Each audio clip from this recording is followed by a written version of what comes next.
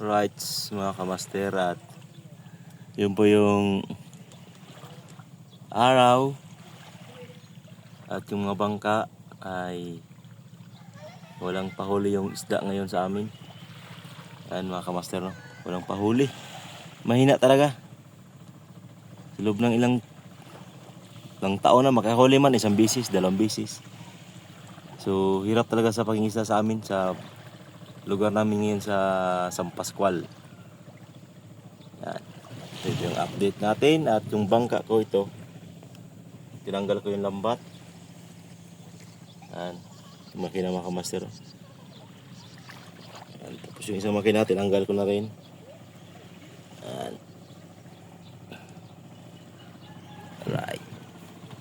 At si Adim, si Litlit ay naliligo. Yan po yung araw. Yan mga kamaster, no? Update lang tayo. Shout out sa lahat ng mga viewers, mga salim viewers, lalo na sa mga kamaster natin sa World Family. Yan, kay Idol Japper Sniper, sa ating Idol Japper Sniper, shout out dol. At sa mga Bukana vloggers. Yan, lalo na sa mga Boreas. At ganoon pa man mga kamaster, at yun pa rin. So yung isa tatanggalin ko man uli. Mahirap tanggalin mga kamaster yung kuha niya kasi medyo kinalawang na. Ayan. Wala na siyang cover.